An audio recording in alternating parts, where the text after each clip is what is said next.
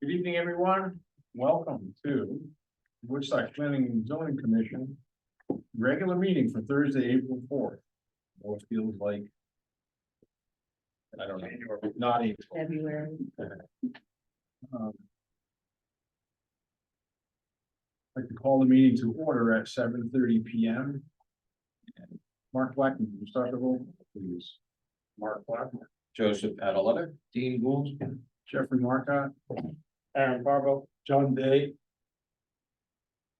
And it seems we are short some regular members, so. See. John Day as an alternate. Thank you, John. Appears we have a quorum now. And that brings us to the Pledge of Allegiance. We're all joining in the Pledge of Allegiance. Pledge of Allegiance to the flag of the United States of America.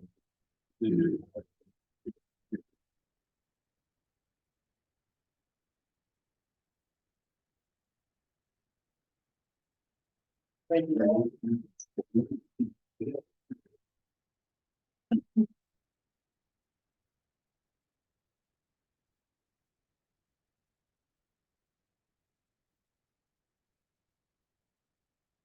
I don't have much to report.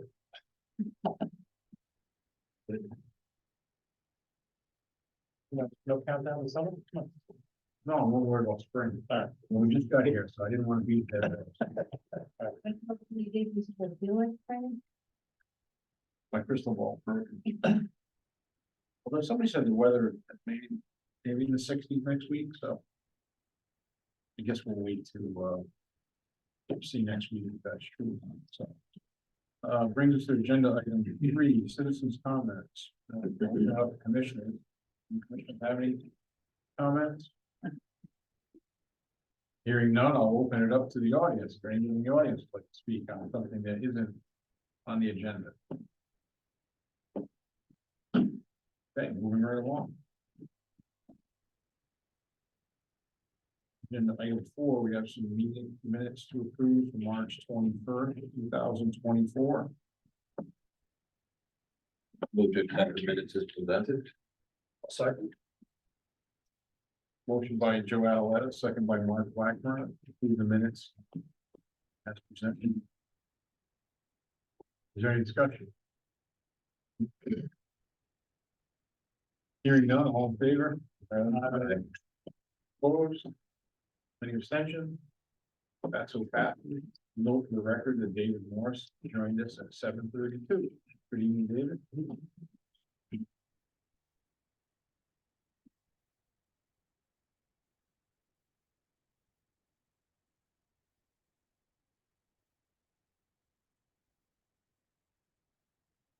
Agenda item 5, non-residential zoning permits. Agenda item 5A, Orange Art, Carol Mackin and John Cook. 1011 Route 169, request for discussion of lot history as it pertains to the business journal.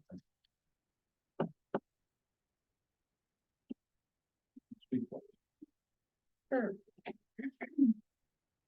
I'll give the floor to Julia Frey, our town planner. I'm not sure if you've had a chance to read all the stuff that's come out recently because we had things out later than normal.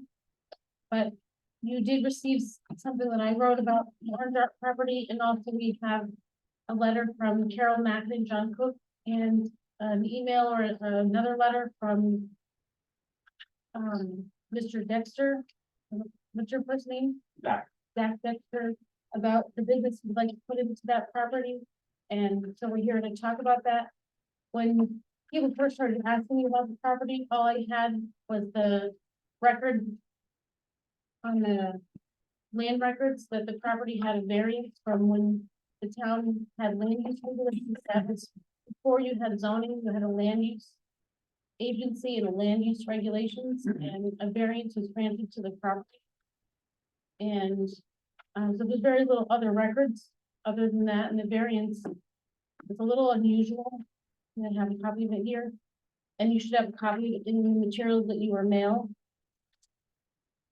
But in terms of use, it restricted the use to a warehouse with 2 offices. And any further discussions with Carol Mackin and John Cook. They've explained to me what they did there. They had the warehouse and the 2 offices, but they also had customers. And they gave examples from RISD and from Conference School come to their property to see the products that they were selling, because they wanted to see them in person before they made their choice. And I guess they had a higher level of traffic than what Zach Dexter would like to do with the safe and vault business. And he would have a lower number of people showing up in person to see the vaults or to pick them up. So it seems very similar. And in the past, when other properties that don't have one of those variants, you've done a non-residential zoning permit.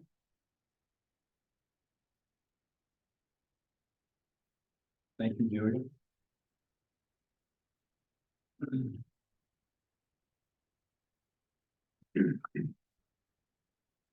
Dan, you have any input? Just that I concur with Delia's interpretation, and I've met with both. We both met with Zach, and we both met with Carol and John to discuss this, to work out what the use they propose with the safe company and the use house going on with Orange Art. As Delia said, we didn't have much in the office to understand what the Orange Art operation was. It was a long-standing business. And it was a great opportunity to finally know what was going on there, so we could convey the options to interested buyers of that property. A lot of people have been turned away by a potential special permit process with this, because we didn't really have a use identified that we could share with anybody. But through our conversation with both parties, they do have a similar use. And I think Zach's is less intense. He proposed a less intensive type of delivery operation to bring the safes to the building. But it's essentially going to be used as a warehouse, and they need to demonstrate product that it was similar in the way Orange Art was using the facility to demonstrate their product.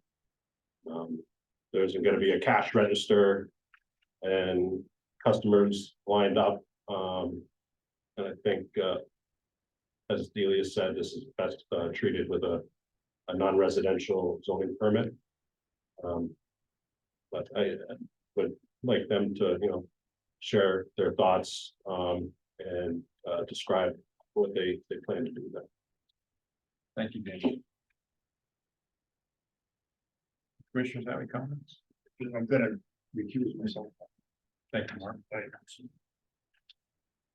Joe? Just want to ask a couple of questions. One, will there be a showroom as part of this? A formal showroom, as opposed to pulling something out of the warehouse to show them? Yeah, I think we have Zach here to describe it. Okay. So this would be replacing our Putnam shop, which we've been anxiously would be grateful to move to the stock.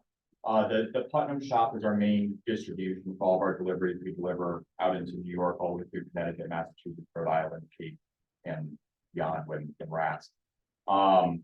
So the way that is treated as a warehouse, there is items on display, but it's very irregular in format because it's a warehouse. So those things are sold. Sometimes there's very few on display. Sometimes there's more, but there's not a formal showroom like with a desk there and a guy sitting there and a half strap or a conveyor belt or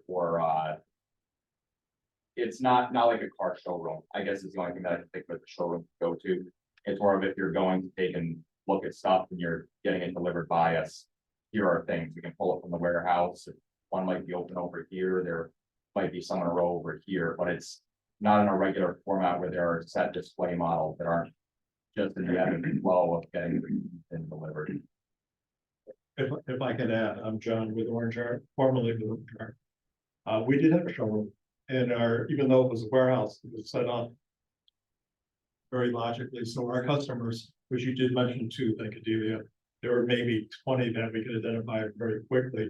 That would be at a facility ongoingly, weekly, bi-weekly, whatever. So Add to that, that we have upwards of 43,000 units of inventory, separate SKUs. So a massive shopping by institutions like what I was design, who would have to come and look things over to decide what they're going to buy. Question. Will you correct me if I'm wrong? I thought I saw a sign on the Putnam building says Trafalgar Supplies or something for the smokers. Yeah, Is that going to be a part of this new building? yeah, it's a very small part of business, enough that I ask everyone in the business not to spend any more than, 2 or 3% of their day thinking about it. So yes, we do have, I think 4 or 5 grills on display there that also have that same fluctuation of coming and going, but yeah, so we do have the trigger grill and smokers there. And I'm not opposed to the concept for the use of the building. The narrative sounds like a very limited type of direct customer sale, which I think, as you described, Delia, would almost identify as a retail operation, which would require a special permit. My only concern is hopefully you continue to grow, maybe even outgrow this facility. So at some point, there may be another owner. And I'm trying to think of ways that the description can be limited so that a future owner doesn't come to a commission in the future and say, well, okay, you had a retail operation going on there under a non-residential permit. Why do I need a special permit? So whether there's language we can put in our approval, if that is the direction, to either identify up limit of customers, or this is a special circumstance carried on from a variance. That's the only concern I have about this application. If I may. So with the products that we carry and sell are nearly always, and by that I mean probably 98% are paired with the service. The main thing that brings customers to us is that we deliver, install, do in-home deliveries, and we're one of only a handful of companies in New England. So the service aspect is so intrinsic to our operation and so required, and so, nearly a total overlap in Eclipse, if you will, for a Venn diagram. So not even about a Eclipse. So as far as a differentiation in a retail situation, I believe you're typically taking, a product is a fast turning, but there's a service that's the main draw with a product that goes with it. So like an HVAC contractor, they're installing that. There's a product that they're selling, but that service is really a requirement in there with it.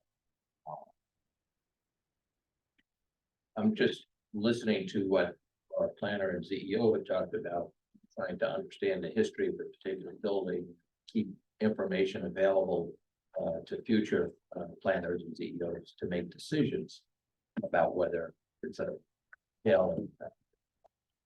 use and needs a special permit, or it stays as a, I don't know if you call this a non-compliant, non-residential permit, or grandfather, non-residential permit. All I'm looking for is some way to describe this as a very special special condition, so that future owner of the property can't put in a dollar store, just as an extreme example. So Orange Art's operation was a long-standing, existing, non-conforming type of operation. The property has had a commercial use. I think the challenge has been to find an interested party that's in line with how Orange Art has been using the facility. And that we have potential applicant here that is the closest match in some of the proposals that have been inquired about. And I feel it, I mean, that's a change of business, non-residential permit.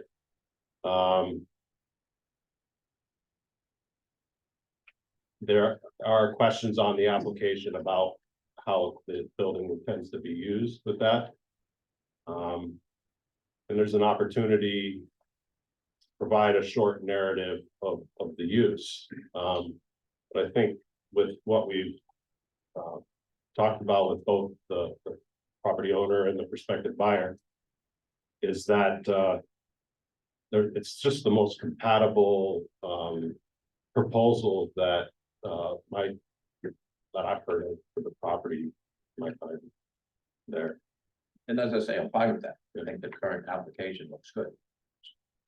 I mean, if there's something in the minutes we can describe. Maybe the other commissions don't have the same concern, but I just want to make sure that future applicants may see that it can't be a full-scale retail operation. Well, I think if a dollar store was proposed down the road, that'd be an increase in intensity of use. And I think the intensity of use is, in this particular situation, is comparable.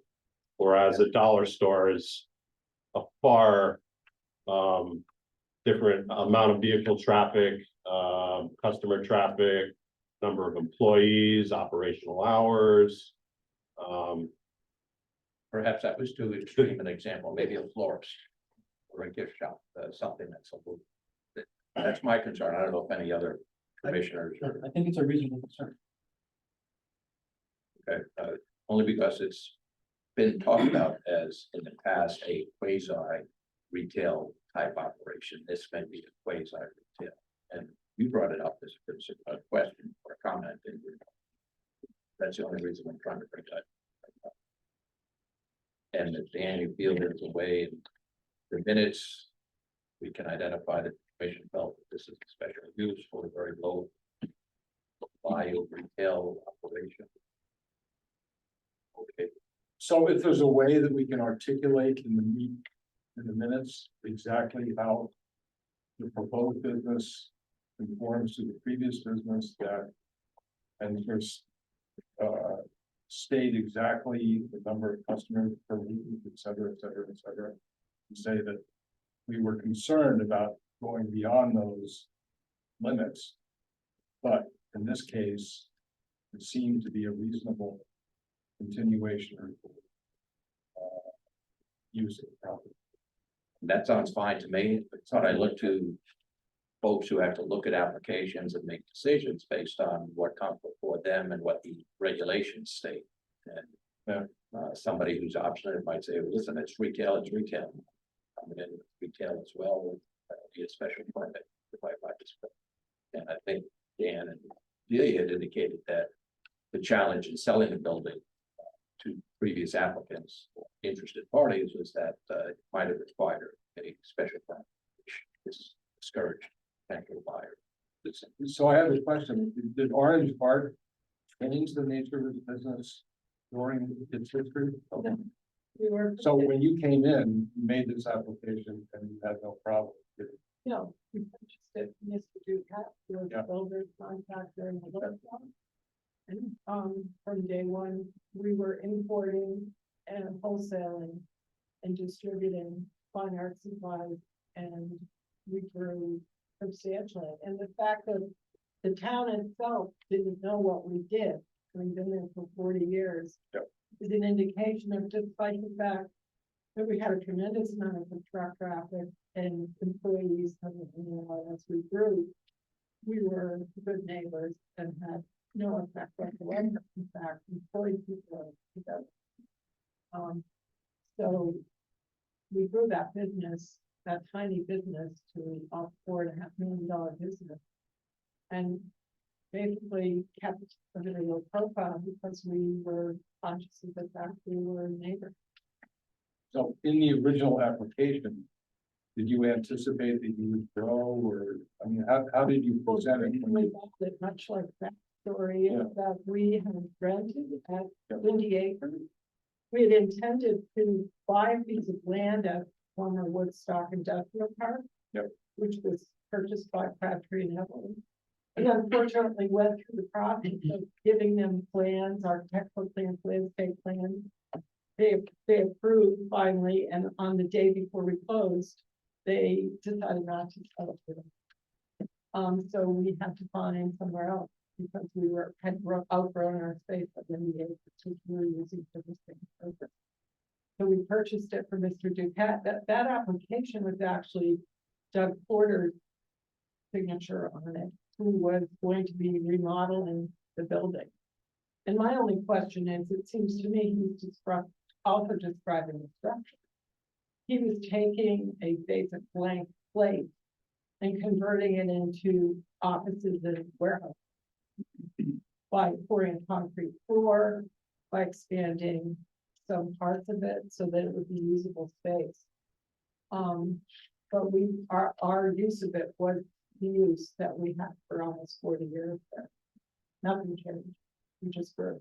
I have a question But- for you. Yeah. What year did you start Orange Art?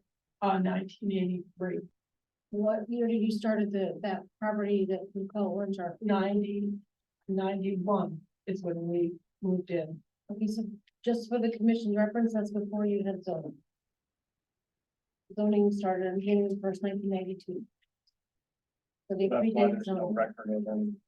There wouldn't have been a need for There- a permit or anything, what you're saying? We had land use regulations for 5 years, that's why I guess why they had the variance. Although the variance is a little unusual, their setback was extremely large. And then their variance had to do with wetlands, which I would think would have been a wetlands commission thing, not a land use thing. But I wasn't there then, so I can't answer as to how that happened, but they do predate zoning. I may add that, because we also lived here, on Charlesville Road, raised our family here. We know Woodstock, and we understand that a certain aesthetic had to be maintained. There was sense, so the red barn. And over the last 4 years, trying to sell this building, close to 4 years, Carol pointed out to us that there's been 18 very interested parties from all over New England and New York City, which we rejected. And we finally, first time we met, this is the first time we've met Dexter and Mr. Dexter here. And we were thrilled that we found a young entrepreneur similar to us who loved the building, Chestnut Beans, and it was a low impact business that would just kind of fill what we had done. That felt really good to us as the stewards of that building for so many years. The fit just felt perfect. So here we are, back in our town of Woodstock, looking for smooth sailing for this young man and his young family to continue being an entrepreneur in this great town.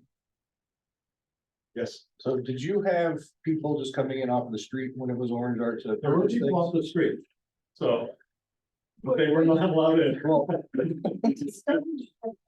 We approached it, we gave tours, we had young artists. yeah, children that, yeah. all of that, yes. But sure that were coming and going, for example, framers, we redistributed farm mounting Yeah. to museums. Those customers would actually come and pick up. Yeah. Because it was oversized, it was 48 by 72 each floor. But so say if you had just some local artist, could he They go would in come. and They would put come. something? Yeah, Because we collect sales tax, and so we didn't do that. And then- Well, and conference school would come and they would come without a list. They would come and walk around and decide what they need. And that's what Rhode Island School of Design did. That's what many of our customers did because they had 43,000 things to look at. I mean, in the end, we morphed into a very small business. And we had a little bit of a cult following with our specialty products that would come. from business. And Zach, how many, do you have people that can come in, or is your stuff all kind of handled off-site for the purchases? No, so people can connect. The amount of traffic that came down that little road was substantial. Oh, I know. You might be one of my neighbors. Apologize. But we had semis in and out. Yeah. UPS, FedEx, 14 employees, and our own trucks, we had a fleet of 3. We were busy. Yeah, I'm not worried about the traffic. I'm trying to see if we can keep it under the Yeah. original Low-key. variance for it, and not have to go through the big song and dance to get it. So Delia, do you have any advice about how we can craft the language around this? So that if another dollar store or even something less impact than the dollar store wants to move in here, and these guys are done. That I don't have the square footage for the footprint of the building, but maybe if you limited the size of the display or the direct display, not that they couldn't walk into the warehouse and if there's like a small fixed model, they can choose one, but I was thinking in terms of you make a comparison or contrast with a regular, say, convenience store or a Target or something, anyone can go in at any time and pick up any number of items. But with the Orange Art example, it sounded like they had a continual relationship with Conference School and RISD and some of the other, probably the bulk of their customers who they sold to on a regular basis. Not that you're gonna sell safes to the same person, but you have a, by the nature of a safe, not that many people are gonna be buying a safe every year, probably, right? So it's a lower level of turnover of retail. Hopefully you'll be successful, but I mean, you're not having people coming in through the door off the street. They're not walking by or driving by and, you know, today I'm gonna buy a safe and tomorrow I'm gonna buy one too, and next week. You know, it's not like soda or a shirt or something that you buy a lot of. So I think it's, And the ratio of what would be in warehouse and box, like the distribution part of the footprint is well over 90%, probably over 95% of the footprint. So in that way, if you're looking for a percentage of display in a typical retail environment, you're probably 90% on display and 10% in back stock. We're probably 95% in back stock and 5% on display. So as far as the primary use being a, you know, distribution and warehouse. so if you're, but you're moving into the space because you're hoping to grow. So do you think that will change? Will that become a little more of one and less of the other? Because I'm of the belief that we should allow businesses to, if they get approved, to allow them room to grow before they don't have to come back. Yeah, I guess if you're asking if I would want to marry a percentage on record that might inhibit growth in that perspective, no, I don't want to inhibit growth, but basically because of where the team lives, where I live, Putnam's just our main hub. I mean, so we have in the Putnam shop as it is now, we're filling out the doors 4 months than we're not. It's about a third of the square footage of this building. And that's simply shipment coming in. It's not products on display, but simply pre-sold coming in, getting processed, distributed back out for deliveries. I mean, a third of the Putnam property or a third of the Woodstock property, I'm sorry, a third of which building? the Putnam property that we're in is about a third of the square footage of 1011 Route 169. Oh. So thus, you know, so we have grown and do need the more square footage, but it's not in the display needs. I guess I don't see that changing. You bring up that, yeah, I would love to expand, but for products on display, yeah, I don't want to limit myself, but I just know that the role of this building, the reason we're purchasing it is for the distribution aspect of it, square footage. All our other, our primary retail shops, which are in Norwich, Bethlehem, with your locks, those all have that ratio of sort of, you know, 95 or 90% on display, 10% in back. And Putnam is just where we do all our deliveries from. It's where we load up, where we head out to houses. So that's the role of that building. You have the same role in Woodstock? What's that? Would you have the same room? Absolutely, yeah, yep, that's the interest of the building is how much warehouse space we have there. So I would think if you gave him a little more, like you allowed him, even like 15 or 20%, but still, if it was 20, it's 1/5, you'd be allowing them to still allow him to grow for many years. But it's still much less than what a regular retail store would have. And you wouldn't have to do the 20 and the 80, you could do 5 and 95, but if you're allowing them to grow a little bit. It's still much less than what a typical retail store would have. So the retail commercial use have to have a special permit. In Woodstock, it depends on whether the property is grandfathered. If this property didn't have that variance limiting them to the warehouse with 2 offices. Then I would have said they started before zoning, I would have thought they would be grandfathered like many other businesses in town. But they had that variance, and I didn't have the rest of the history, but I only found out when I met with Carol and John. I only ask because the definition of retail commercial use is an activity involving the sale or rental of goods, merchandise, or related services to the direct consumer, including buying and selling in person and online, and may include the assembly of such goods which is incidental or subordinate to the selling activities. I mean, to me, that one, From the zoning regs that you're reading? yeah, So if the property existed before zoning, it should be grandfathered, but they had that variance. What was, excuse me, what was the variance for? I thought it was for a side yard setback. I'm reading It the has note. setbacks, it has, to allow the building to be used for a warehouse with 2 offices. And then it allows it to have a different amount of land free from wetlands or something, which I didn't understand that part. The minutes from a meeting in 1990 that you attached here. Right. I think the variance that Doug Porter was asking for was side yard and front yard setbacks. These 3 things.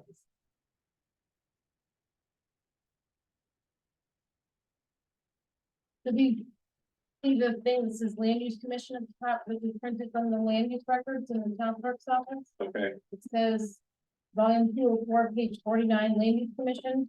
It details the nature of the variance to reduce the side yard setback to 110 feet. And to reduce the percentage of usable area free of wetlands to 46%. In order to utilize an existing barn for 2 offices and warehouse storage. In the minutes, it makes it seem like the warehouse storage is what the variance is for. And that setback, by the way, is enormous. Yeah. And even at those meetings, during the public hearing part, there was concern raised by residents about commercial use of that building with traffic that residents had raised concerns about. But the motion was made and it was approved to approve the variance, but on the condition that this use is limited to 2 offices and a warehouse space. So at that time, in 1990, there was concern about operations. And again, I don't think this proposal is reaching any level of active retail operation. Just trying to think about the next owner would have not much leverage coming to a huge commission for saying had 2 owners with retail as small as it was. I want to open a gift shop. I don't need a special permit. That's all I'm trying to give you your comment about how to word it, so it's in the record that the commission is trying to be in compliance with previous approvals. That's enough.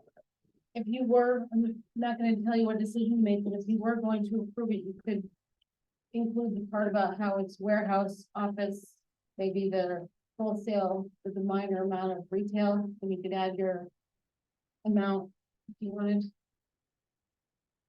Julia, I just wanted to also mention that in the last 15 years, we began a separate company within Orange Heart of Arts and Letters, which was online retail.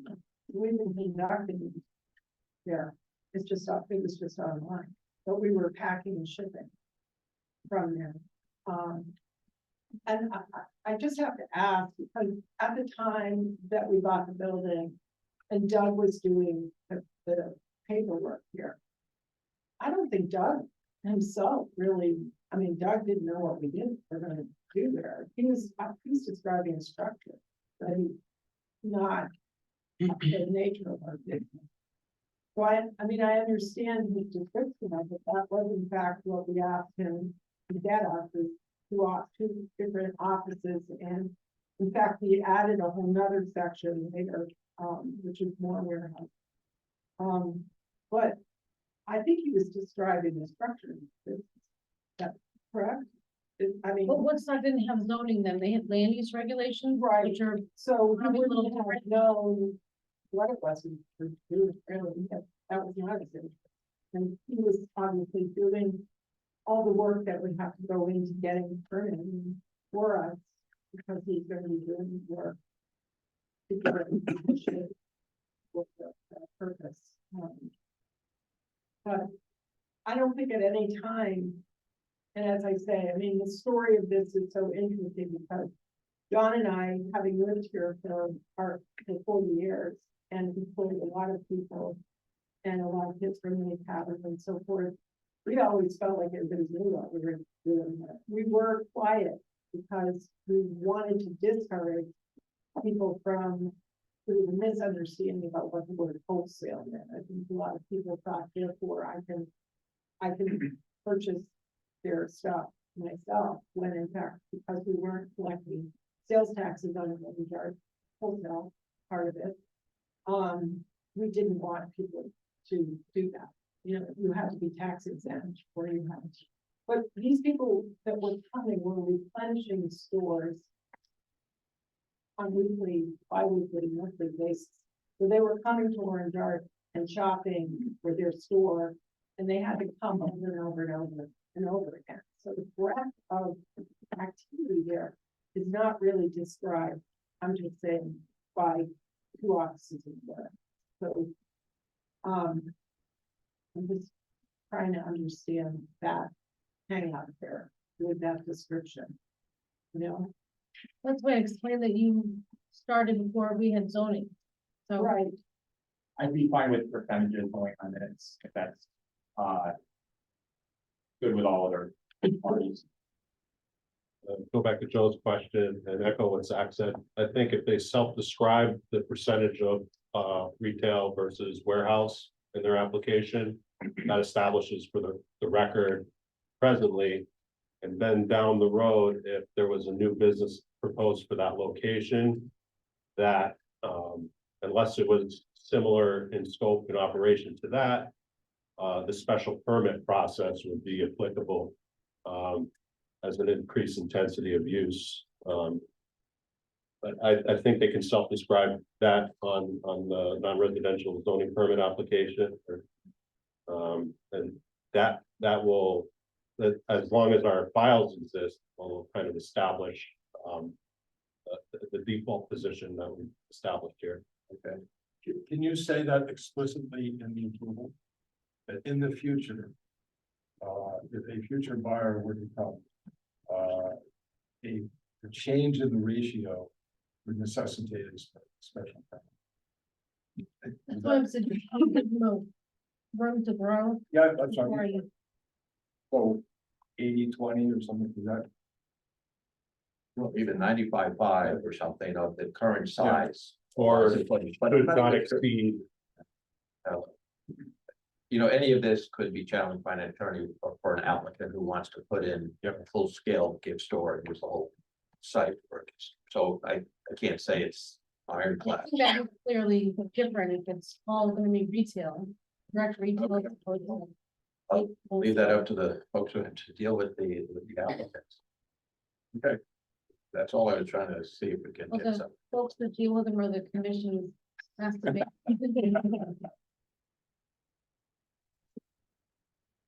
Mr. Dex, do you have any more comments? I'm happy to answer any and all questions, but So do we want to have him update his application with the zoning? You can make that as a condition. I'm gonna make a motion. Okay. I just have a question. How do you actually measure metrics here that you're talking about? I usually take measurements. Honestly, for use. Okay. Square footage of the building, go measure what is being used, warehouse, what is percentage of the office. my kids are amazed, they can do like. Well, this would be right up their alley, because they're smart, they can do that stuff with. You call it? Math. Geometry and stuff, I do simple math, plus and minus, and subtract, divide, multiply. And they say, how did you do that? I said, it's easy, just, I can't do the other stuff, but I have them do that. So I move that we approve the permit with the exception that I have no more than 25% of retail space and the other 75% is warehouse space. Future uses other than those described avoid the permit and require a special permit. Second that.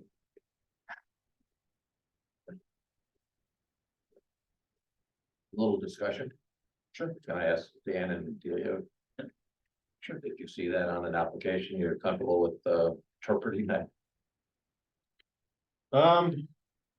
We'd probably have to find the amount of square footage. I think that's easily obtained. And then work off of that. Right. I mean, I could check in on the operation. Open education. But I think maybe an inspection of when you fully set up inside and describe this area here, where you're going to do this. I think we can get that on a drawing or schematic and have that for the record. Okay. And check in from time to time, or if complaints arise, or monitor compliance. And again, I'm really concerned more about future, the decisions we make are decades long kind of decisions, and it's hard to foresee what will happen in the future unless we have some language today that can help ensure directions. I think precision and detail in the application process is going to establish the record, and as Chairman Marcotte mentioned, that anything different beyond increasing intensity is in the community district, and a special permit would be applicable. I just want to ask if Amy's capturing some of the sense of this discussion a little bit in minutes. So again, future commissions might see something. It is recorded, and I've written the same thing as many times as I'm gonna write it. Because All right.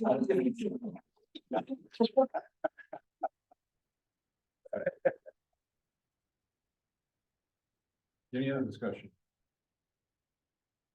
All in favor? Aye. Any opposed? Aren't you abstaining? Any other abstentions?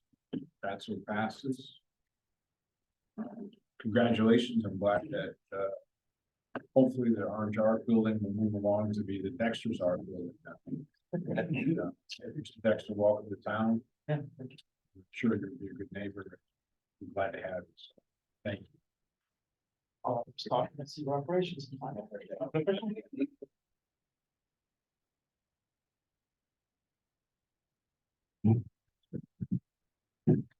thank you for your time. Thank you. Appreciate it.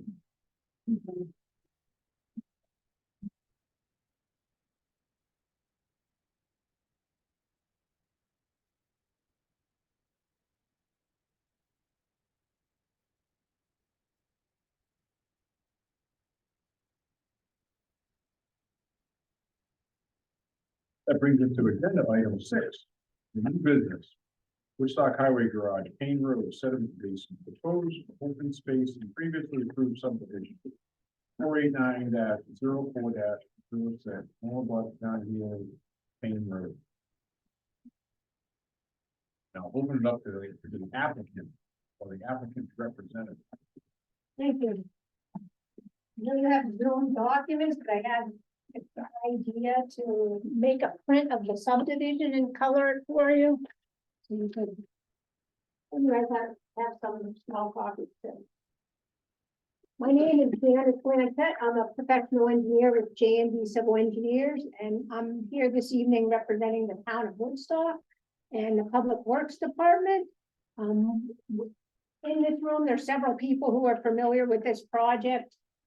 Jason Scranton, the Public Works Director, Dan Mallow, Jay Swan, and Ron Petro. So I'm sure they can answer any questions you might have. So this was the 2006 six lot subdivision that created open space. That's this parcel in orange of about 7.4 acres. Within the open space is owned by a common interest community. And so basically the members of that are owners of the lots in the subdivision, and all the lots are owned by Ron and Stacy Petro. So in effect, so they own or control the open space. The open space has a conservation easement on it, and if you read the language of the conservation easement that's filed in the land records, it essentially makes the Planning and Zoning Commission like the caretaker of the easement. If there's obviously, like any conservation easement, there's activities that are prohibited, but there's also activities that can be allowed. And if the owner wants to do one of those activities that's allowed, they're supposed to get the permission of the Planning and Zoning Commission. So this is, a little bit different from your typical regulatory authority where the town is seeking a zoning permit or a site plan approval. They're essentially seeking your permission to get a drainage easement and conduct drainage improvements on a small portion of this open space. And that's one of the reasons why I decided to color it to show you how small it is, because the actual design plans are below it. 1 inch equals 10 feet. It looks huge. It's just a tiny little 7,200 square foot portion of the open space conservation easement. Now, I think the important thing is, why is this being proposed? What is the need for this? And the reason is because Payne Road is a gravel road and it drops steeply from the west to the east. It's like 10 to 12%. When we get the kind of heavy rainstorms we've been having over recent years, literally the road gravel itself is washing away. It's washing down the south side of the road, and then it kind of spills out across the open space and at the low point of Payne Road into the Peckham Brook. It's flowing all the way down the brook into the pond that was, cleaned out and improved by the Petros. And it's an environmental problem, and it's been going on. Well, I know my office became aware of it in 2021. I don't know how long, how much longer it has been going on, but it's been an ongoing problem for the town. Woodstock likes its gravel roads. Well, gravel roads can erode. So, it appears to be the best solution at this time is for the town to do some drainage improvements, which will consist of a sediment basin, so that when the sediment laden water comes roaring down the hill, it will spill out into this excavated basin where it can be filtered by a crushed stone berm. It can infiltrate and the sediment can be settled out. So the drainage easement would be in favor of the town. So the town is responsible for all construction and maintenance. The property owner is giving the town permission to do this construction and get the easement. I believe Celia mentioned she has written permission to do that. And so the project is kind of critical for protecting the water quality in Peckham Brook and, and preventing damage downstream. So when you look at the terms of the language of the conservation easement, there's a section that one of the uses that you could get permission from the Planning and Zoning Commission is like public utilities, works that are above or below ground. So water, sewer, drainage. So this is one of the types of uses that it's appropriate for the town to ask for your permission to do this work. The Wetlands Commission is very aware of this project. They've known about it for years. They've inspected the site. We proposed the sediment basin to them. They gave us the actual design. They reviewed it, marked it up. We incorporated their suggestions. Went to the Wetlands Commission meeting on Monday. And I don't really want to speak for him, but Dan's here. I think he can confirm that we answered all their questions. They seem to think it's an appropriate solution. They have to wait until the next month to make action on it because it was just received this month. But I believe they support it. So essentially that's it, that the Public Works Department is requesting permission from the Planning and Zoning Commission to obtain this easement and conduct the drainage improvements. I said there's a lot of other people in the room who have experience with this situation. I'm sure if I can't answer your questions, they'll be happy to. Thank you, Mrs. Blanchett. I'll open it up to commissioners. I have a question. I live on the other side of Main Road. Okay. Also steep and walk out, but, are there any, what work, are you planning work on the road itself too? Improvements to the road itself, or is this just drainage onto the? It's mostly, I mean, there's gonna be replacing of one of the road culverts at the barway to direct the water. So, you know, the water's coming along the south side of the road, and there's an existing culvert here, existing culvert here, and they just get overflowing, so it's gonna direct it down into here. So really, it's not road regrading. Like, this plan doesn't call for road regrading or road work. Joe? Just a couple quick questions. You know who owns the conservation easement? Yes, the Payne District Association, which is controlled by the lots.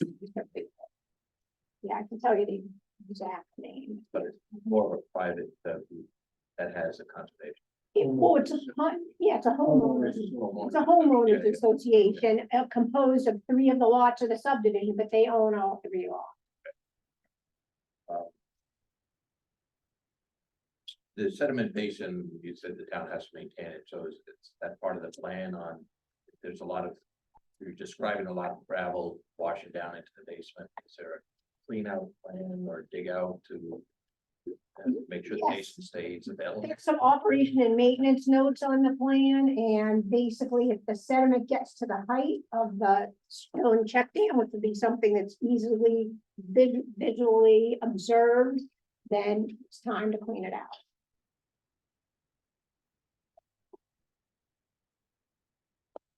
My other question was gonna be whether there was gonna be a solution to preventing the gravel from washing down. That's not part of this. Not really. It's a run of more than 1,200 feet without any cross culverts. So Okay. Thank you. Sometimes they create their own problem.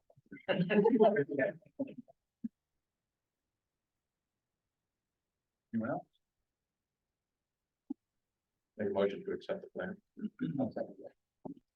Motion by Joseph Adaletta, seconded by David Morris, to accept the plan as presented. Any discussion? Hearing none, all in favor? Aye. Any opposed? That so passes. Thank you, Mrs. Blanchett. thank you. Now we got all summer to work on.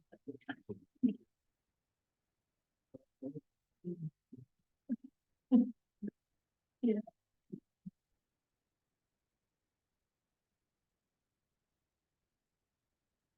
Brings us to agenda item 7, old business.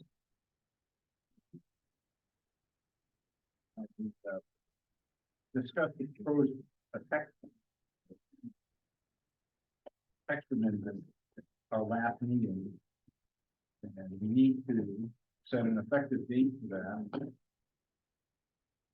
As well as state the findings and determine consistency with the plan of conservation and development.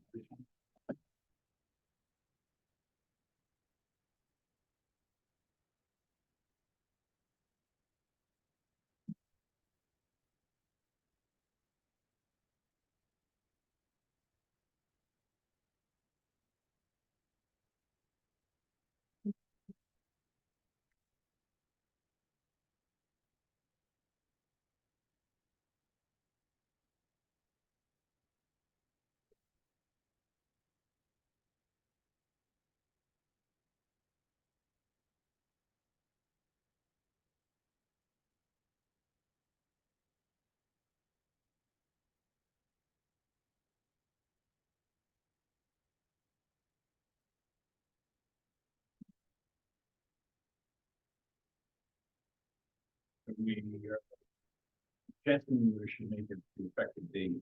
April 29th.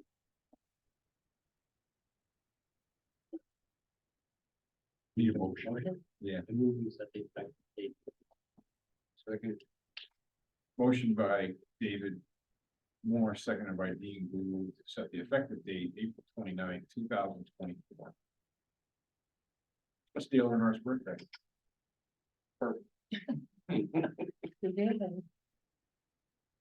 Any discussion? All in favor? Aye. Opposed?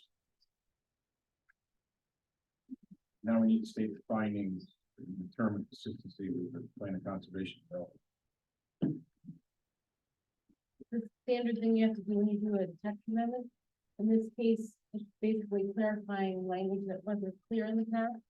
So I would say that should be very consistent. You're making the regulations easier for everyone to understand.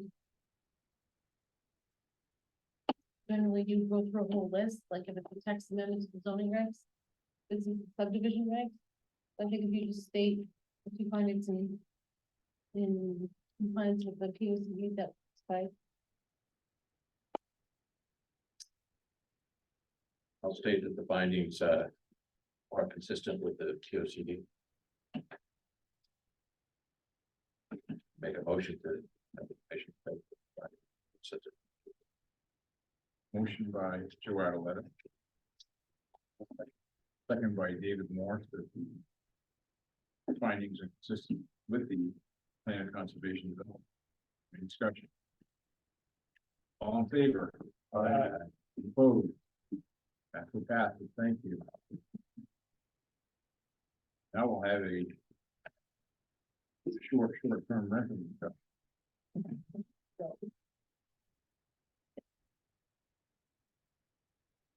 Town planner.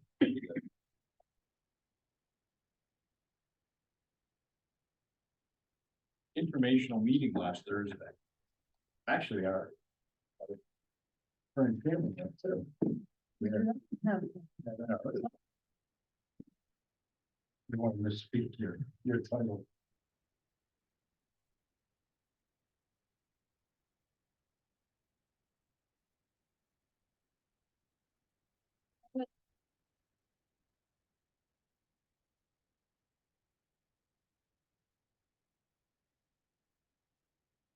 And no, but it then original planning zone agency. I don't really think it lived up to what I was expecting. I thought they were gonna have a lot of information the commission could use. They had the example of one town that was currently in a moratorium, so they don't really have a conclusion as to what action they're gonna take. And then they had an attorney that represents short-term rentals that gets sued. So it wasn't what I was expecting. But if you'd like to discuss that, I can pull up our last discussion. With all this other stuff that came in, I was so busy with doing all this other stuff that I really hadn't spent a lot of time on it since last Thursday. Apologize. Yeah. So what I found most interesting from that conversation, especially from the attorney that was speaking, was he talked a lot about the issues with definitions around short-term rentals, and how a lot of the times the issues arose because the definitions either didn't match up or didn't make sense on the city side.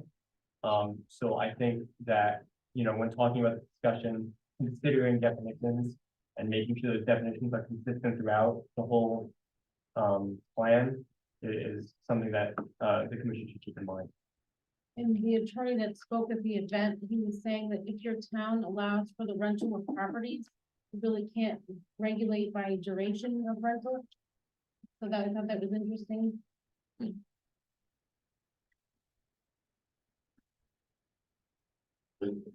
Was there something about an ordinance being better than regulations? I thought I saw. Some towns choose to go that route. I don't know, I think the towns that choose to do the regulations probably feel that's the better route, and the people who do ordinance feel that's better, so maybe it's a matter of difference of opinion, but it could be different type town. Like maybe if it's on the coast and it has a lot of tourist travel, maybe they feel differently than a town that doesn't have that much tourist travel. There's a law being proposed at the state right now about short-term rentals, so I don't have the outcome of that, so I don't know what might change. So a few months ago, when I looked this up, I looked at a bunch of towns, Jamestown and a bunch of towns in the Berkshires using ordinance. And I saw none of the towns I looked at use regulations.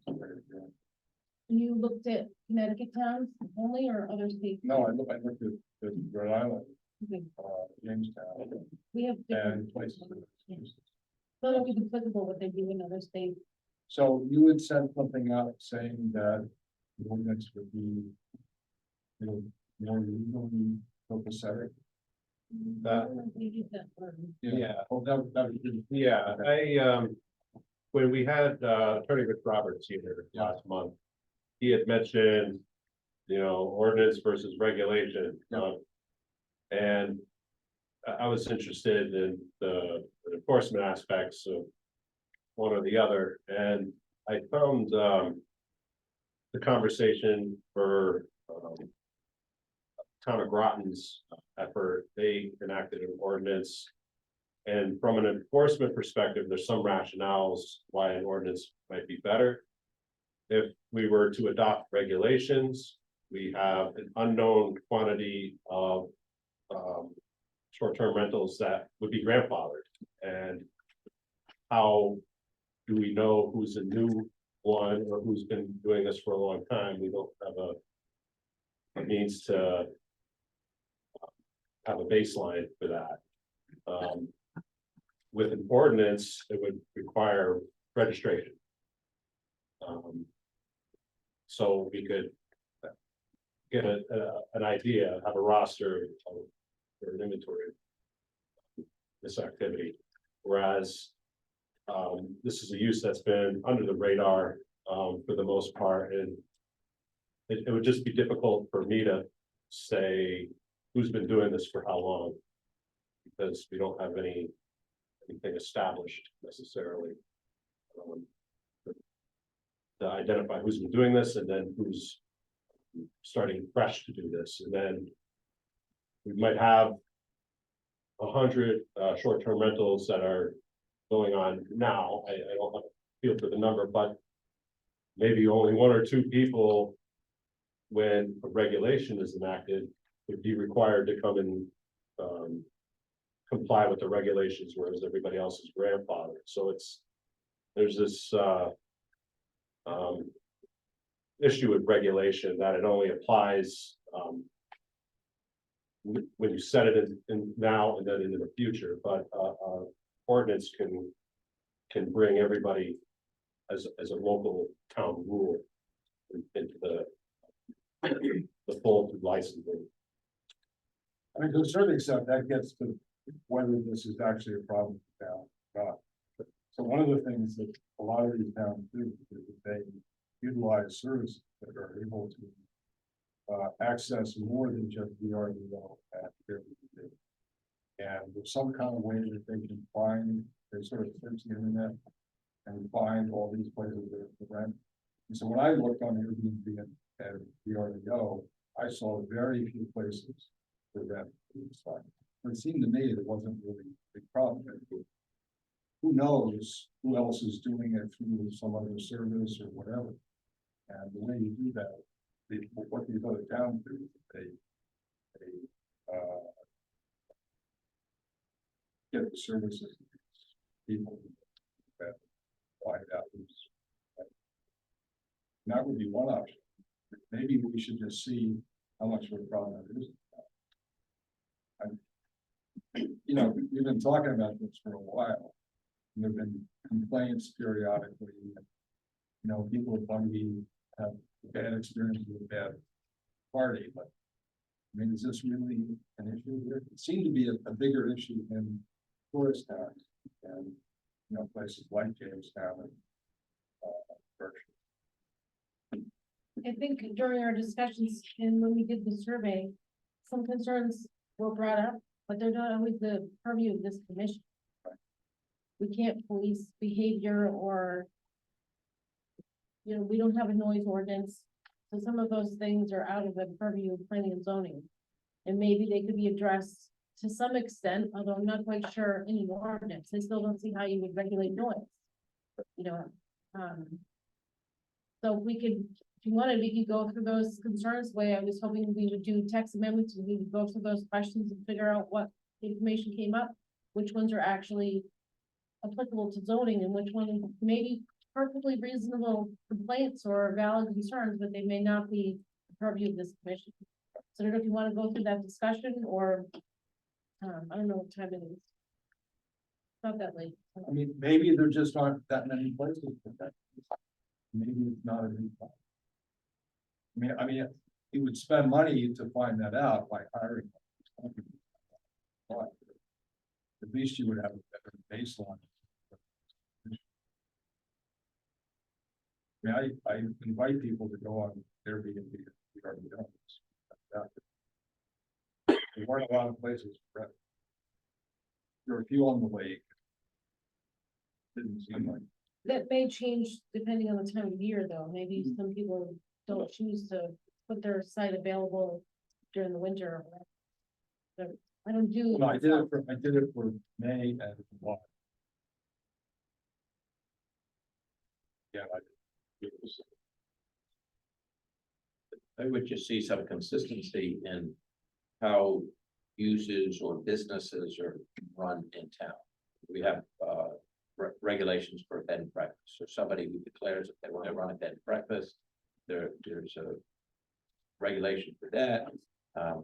There's a permit allowed or written for a bed and breakfast. And I think part of the issue came up is that the bed and breakfast permit was adopted to the few applicants who came to the land use office to say that I want to start a short-term rental. I think that followed after the discussion of the problem. From the beginning, it made us look at what was happening in town, and who has permits, who's running a business out of the house without a permit. So I think it just led to that bigger question. But, you know, B&B's having to get a permit, and if there's no regulation talking about a short-term rental, then should they or should they not permit it? Like any regulatory agency in Connecticut, if it's not specifically allowed by zoning, then it's not permitted. So just trying to make sure people who want to have a B&B or get an Airbnb or you know, have the right path to the land use office to get a permit to be in compliance with new regulations. So it seemed to me the last time we discussed this, the biggest and the most concerning issues were building inspection and fire inspection. And those are the things that worry the people. Right. Somebody has some crappy place that is about to blow up or something that's not great. Right. And we don't want to be. So what regulations we never expected, we never did. That's not good.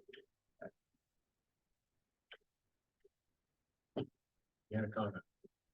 Yes, I'm Phyllis Lawton, and I run an Airbnb 6 years now, and as John said, if you go on the Airbnb site, the information is there. They map out like Bungie and show the properties that are being used as Airbnbs. There's myself and another neighbor, Aaron, and that's it. That's the only active Airbnb. And there have been no issues. So just to save you money on what is, finding out what's going on, it's pretty clear.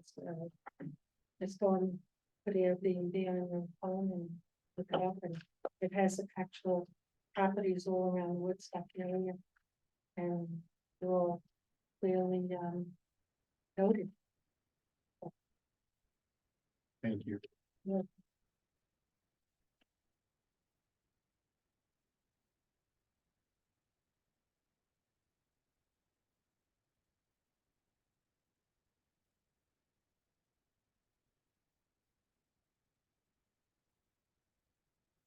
Can we go through the survey?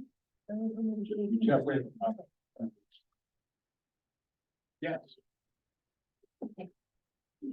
Laura Curley, Good evening. 58 Public Rock Road, 29 Gray Rock Road. I think one thing that is part of the discussion are the deed covenants. 450 plus owners around Lake Bungie have been following. And so I think that's a question that, does that, so does this commission then say, what are deed restrictions or deed covenants? They make no sense. And one of the issues of being strangers is the part of the private roads. And,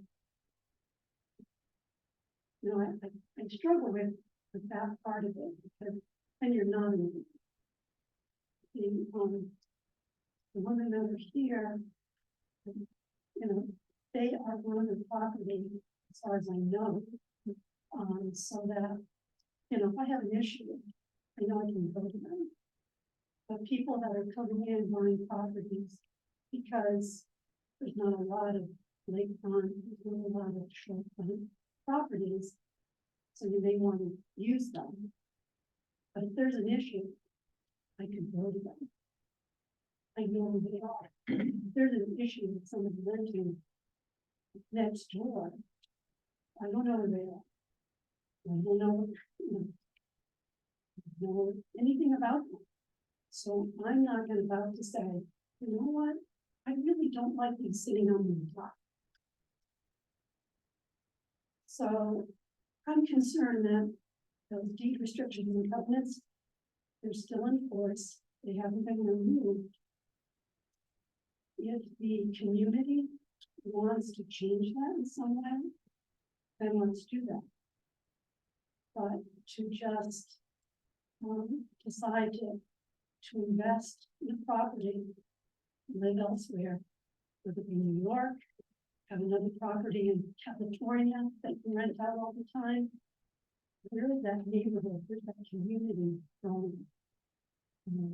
Hosted versus unhosted. Maybe as a community, privately community, we should look at that.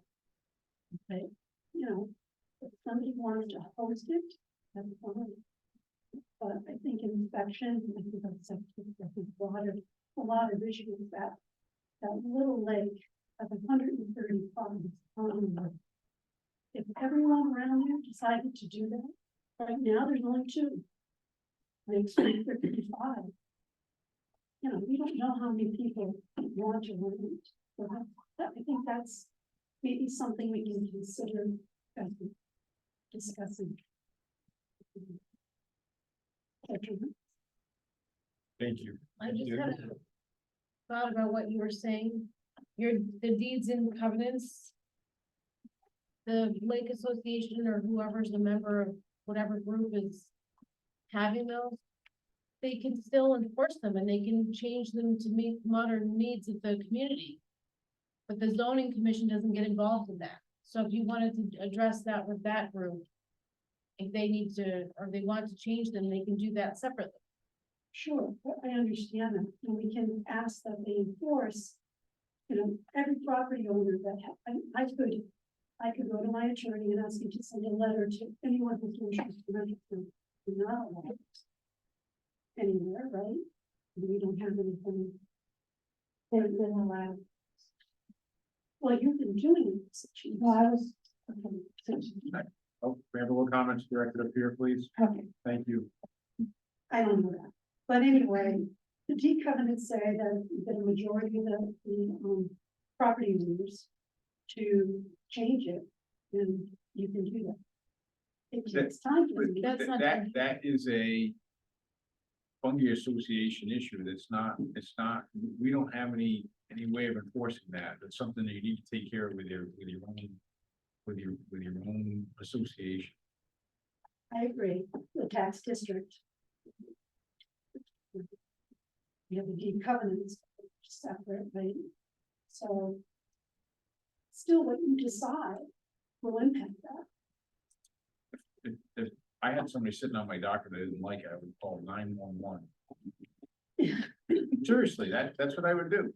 Well, my grandson came running and said, somebody's sitting on your dock. I'm like, no, you must be wrong.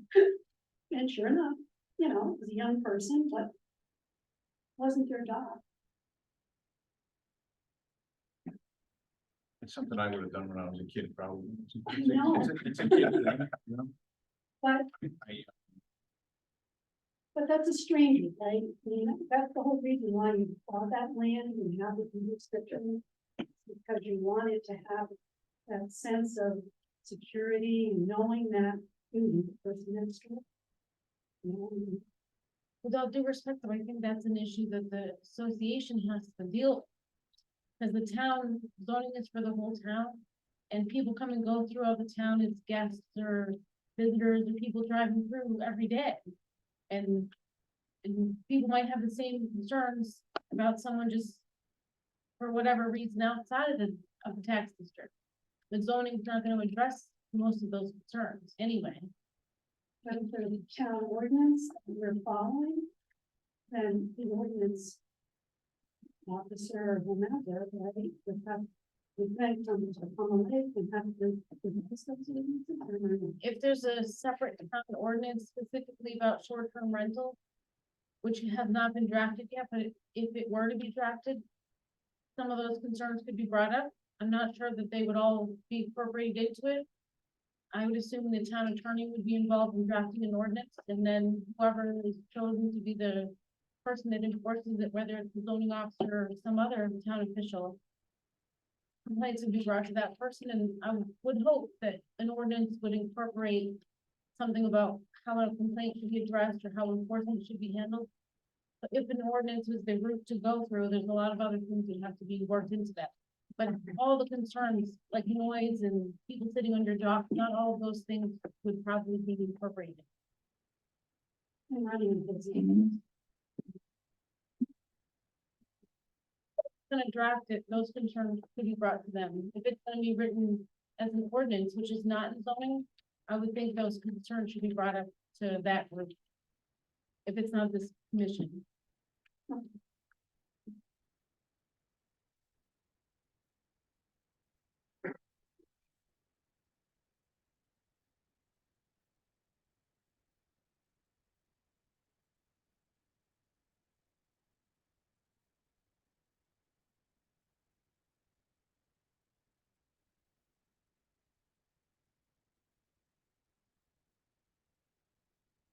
So at the moment, I'm not sure where my 1,000 files right now, but it is, but I do have the documents that we've looked at in the past on paper, and then we go through the questions.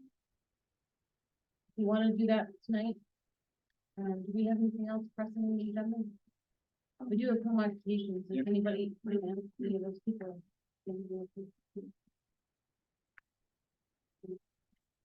Mr. LaPierre here.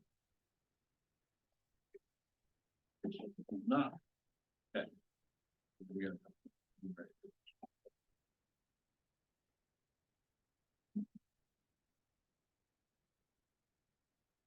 Mr. Pelt here. guess I'm saying that, right? PLC, that's how it's Kenco. Sandra Anderson, new here.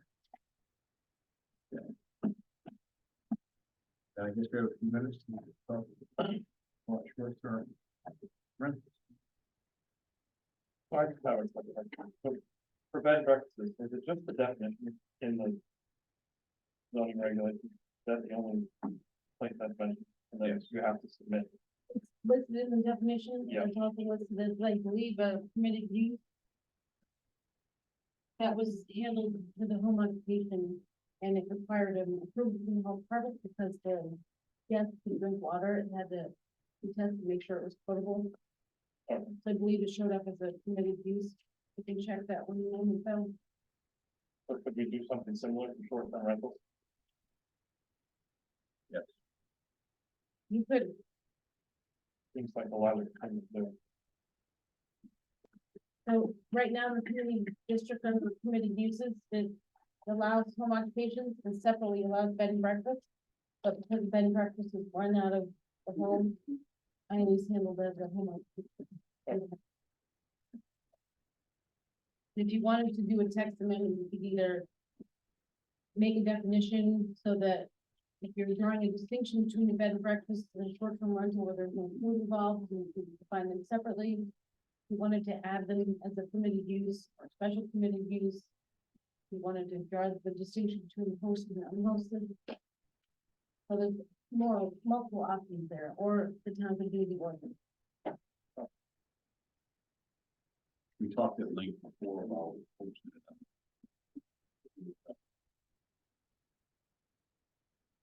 Discussed eliminating bed and breakfast. Am I right in saying that? Placing it. Short-term rental, a different kind of application form that cover more than just a bed. Am I wrong in saying that? Going to just incorporate the bed and breakfast in as a short-term rental post. Right, that's correct. That's what we talked about, yes, but not under a home application.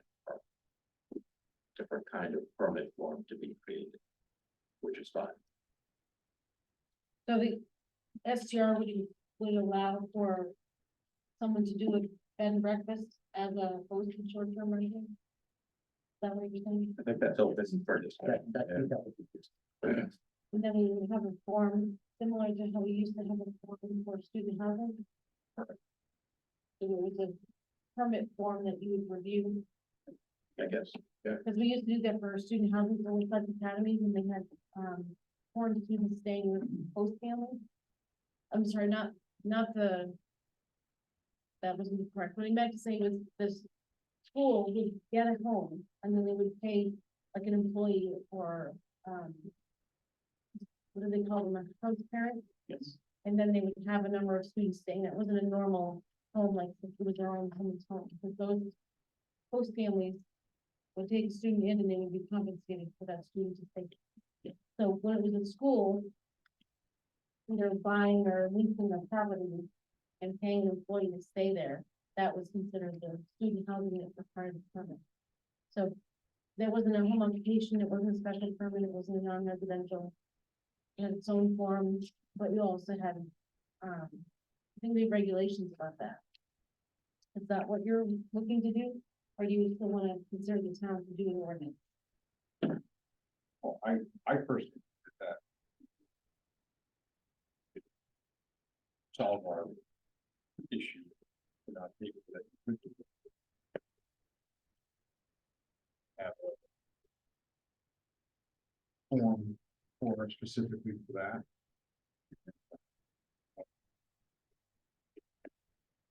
Unposted as well. How I.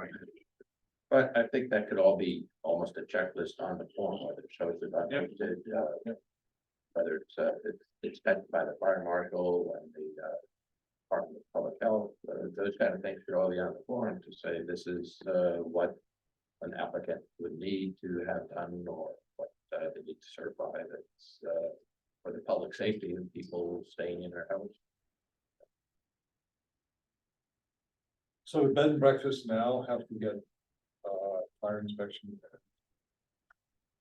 I'm not sure about that, I just know that they require the health department to check for water. I don't know if they need a building official or fire marshal. So the purpose of this form would be just to have some handle on what's happening now. Also, we chose to do it, to have building inspector have required. That would be sort of a, so we at least have a baseline idea of how much. This is. Yeah, and that seems like a completely reasonable thing to start. And then the regulations that only need some definition to wording to say, this is what, well, this is short-term rental and what does that mean? So it's not like it's 10 pages of regulations. And I'm looking to, I'll look to Dan to say, as the CEO and somebody who has to deal with applicants, if you get a new applicant coming in saying, I want to start an Airbnb, might have a tool to say, all right, so this is absolutely to fill out. Right now, there's no process. Exactly.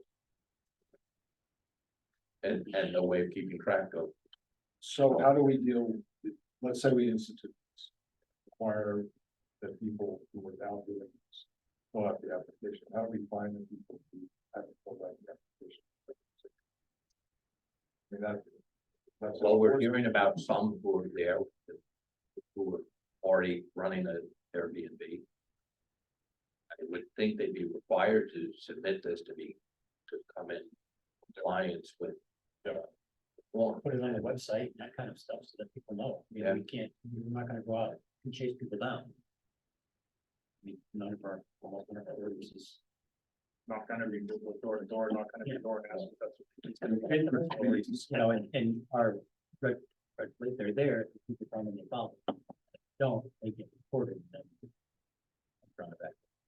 So if you wanted to do all of that, we'd have to draft the text amendment and then do it as a text amendment before we have any people coming up. We do text amendment to our. Zoning reg. We need to define short-term rental. So that goes back to where, draft something with the form and then come back to you. We can make changes if you want. Okay. Because we've talked a lot about it. We have a lot of drafts. Particularly if it's like non-hosted, what's a emergency contact number, those, that might be, some of the different concerns that were raised for non-hosted short-term rental facilities. My one question is, so we have a person who puts down their contact person. So who is told who the contact person is so that they can be called with this? It's on the file in the town hall, but the town halls are open at 11:30 at night or in the morning or whatever. Well, certainly the people in the rental unit should have that emergency contact or something as well. Town hall could have it if it's a lingering problem. Enforcing that, like, about the renewing. I'm just looking, I see the value of having a person, but I don't know who's gonna contact the person or when. Well. I just think that they have them said that they have to have a conflict that they put in their home. So Rentals that they can contact the person if there's a problem or issue. I don't know. So if the complaint, Mr. Schmo makes a complaint to the zoning officer about whatever, and the zoning officer could have that contact person and then call the person and say you need to address this in the future, because the guest who probably had the problem is probably gone by then. I've never seen it on a forum, but if it were a line for complaint resolution, please contact. But we're never gonna catch them at 11 o'clock at night. The best we could do from a zoning perspective is to follow up with property owner after the fact. Anything else that's a criminal violation or noise violation, we don't really have any means to deal with either of those. I Like I can't, said, a lot of stuff is in zoning, a lot of these things are really, people should follow the rules. And sometimes if it's happening in a tax district, some of your concerns should be addressed by the tax. That, although having the phone number for contact on the form, short-term rentals. if it is Rented out, maybe rented for a period of up to 30 days. We're using the example of somebody had a Saturday night party. They may be there renting a house for 2 weeks. So hopefully Dan's back in the office within those 2 weeks, so he, so it's not, yes, we're not gonna be able to follow up a phone call over the weekend. But that person may still be there. The ones that complaints are about may or may not still be there, but at least our contact person is gonna be a neighbor, or it's the contact person isn't necessarily the one who's renting and gonna be gone. So it can still, When I draft up the amendment based on comments from tonight and one of the past meetings, we could put in about how if a violation occurs, then maybe the permit could be revoked. And all, the draft amendment should be reviewed by the town attorney, so he can let you know if you're able to do that.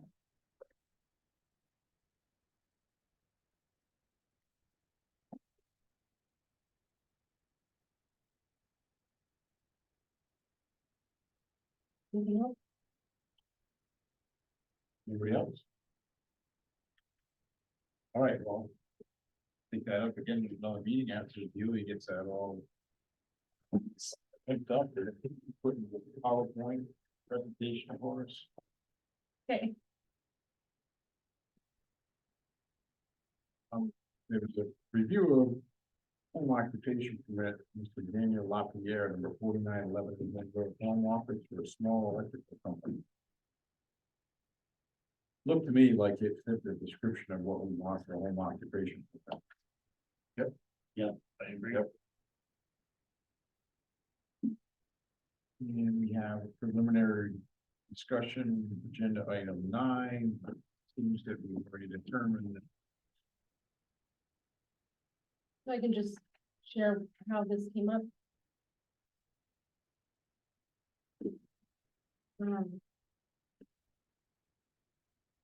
I spoke with Mr. Health, and I forgot to pronounce his name, maybe a week and a half or 2 weeks ago. He asked me about doing an assisted living facility of 16 to 18 beds. And that's regulated by the state, so they have lots of regulations they would have to meet, but we wanted to do it here.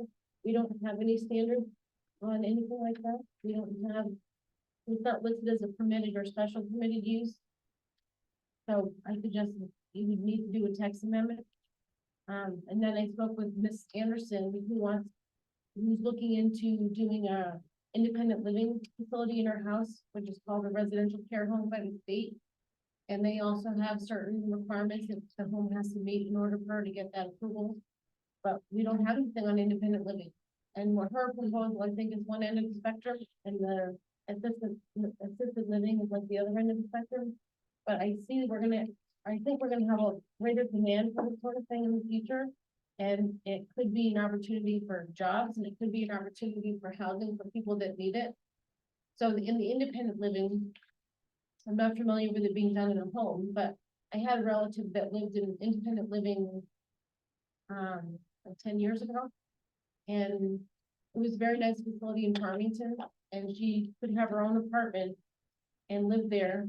And if she wanted to, she could go down to the dining hall, and the facility would prepare all the meals. We had activities for people. Her health went downhill after a few years, so she had to move to some other place.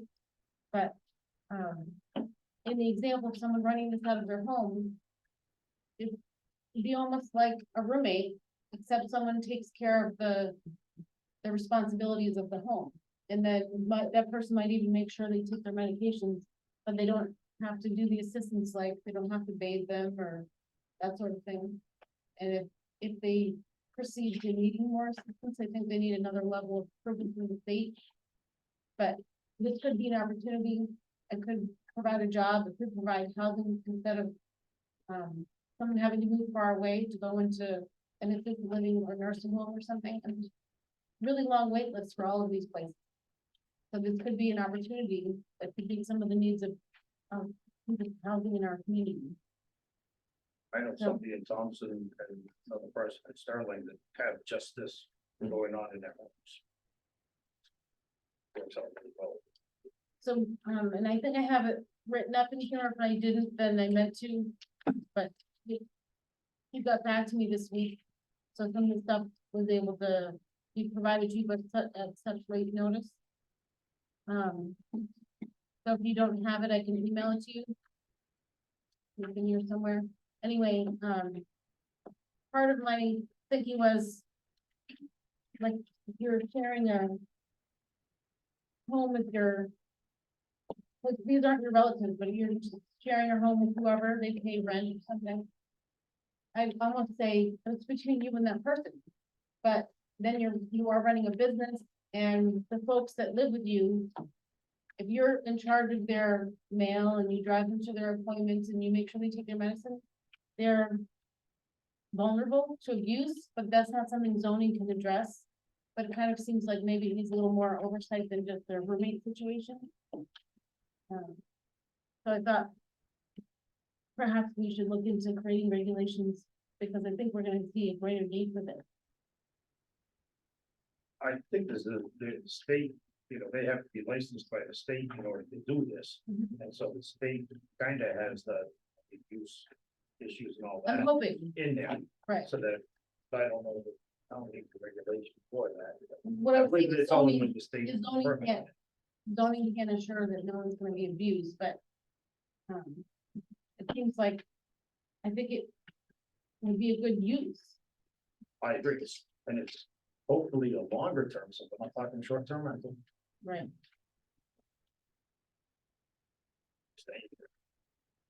Do you know if Thompson has any regulations on those? I know, I know.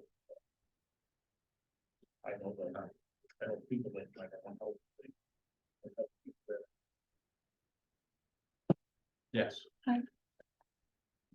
Joan Rivers, Woodstock Valley, 98 Beaver Dam Road. There are now signs all over I drive all over the state. There are now signs that have acknowledged that people who live in the home of someone that they can get paid actually for their service. Might they have to go through a CNA course? To get approved, but this is what's going on, just for your information. Thank you.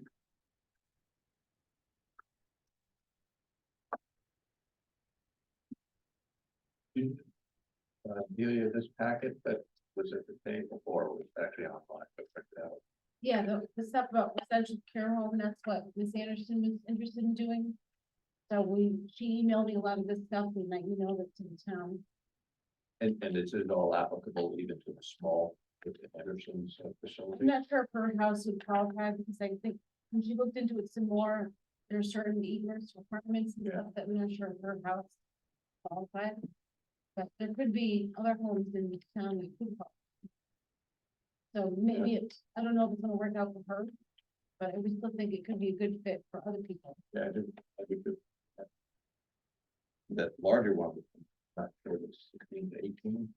Sounds like a new building. Right, I would think that needs, I think in both cases, it needs a text amendment, so that it's used in your regulation.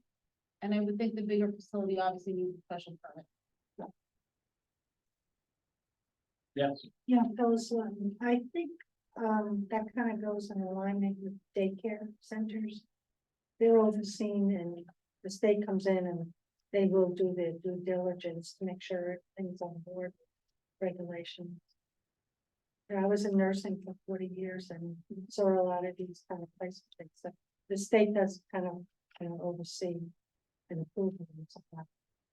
I would think as daycare centers. I mean, you see it on TV all the time, violations, daycare centers, and the state comes in. So, yeah, I think not just your town, observation of it, but the state will oversee it. I'm pretty sure that's what it is. Thank you. So what's the next step? If you are Drafting. interested, then I could work on it with Cameron and we could put together a draft text amendment. Given all you're doing, I think it's worth looking at, particularly that Ken Health seems to follow up with the original call. I thought he was gonna email me something this week, but he didn't. I thought he was gonna be here tonight. Well, if it seems like a stronger interest, then maybe we should be happy. The problem is if we wait until he comes in, then it's gonna, how long is it taking us to talk about short-term rental? We Right. haven't even got it yet. And I think you gotta draftable.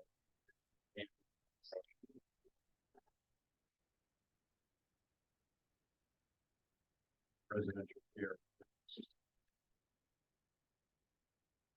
Even when text together.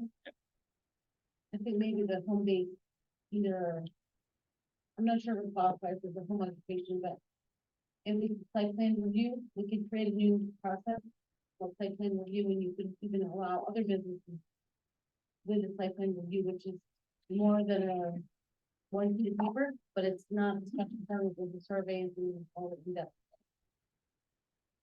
But the 16 to 18 bed facility with big septic system and parking lot and common room and employees, that would be a special permit.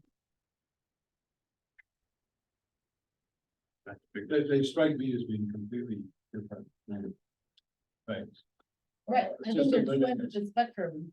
So in terms of the Residential size, business, I think. you know, if it's over 50, you have to be on town sewer and water Over 50 what? beds.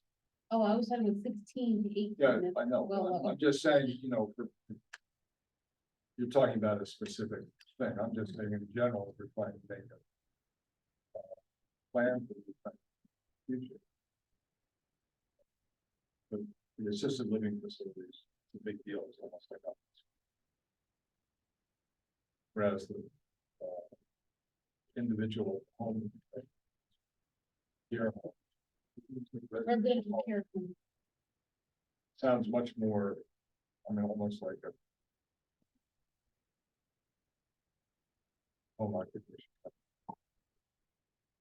Because the regulation in the state is so. There's not really a whole lot.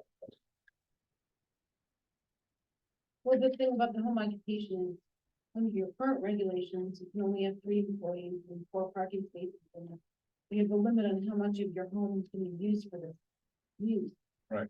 Theoretically, the person, the client, resident, or whatever you want to call them, who goes into this residential care home, would probably have access maybe to the full house, that maybe the other bedrooms.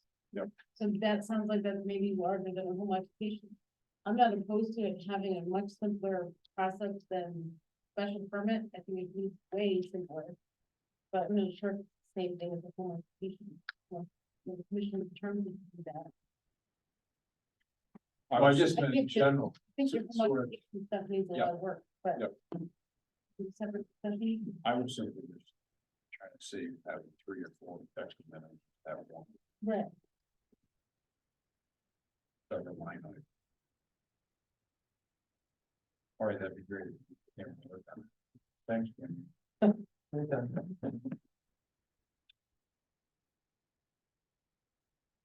Agenda item X is other. Throw in citizens' comments here, again. Comment.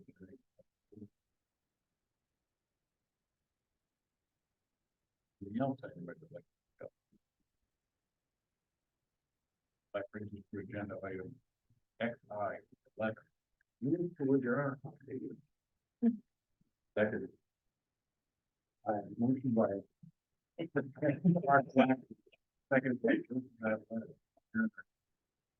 9:14, any discussion? All in favor? Aye. Any opposed? That's been passed. Thank you, everyone, for all your hard work. I have 9:15.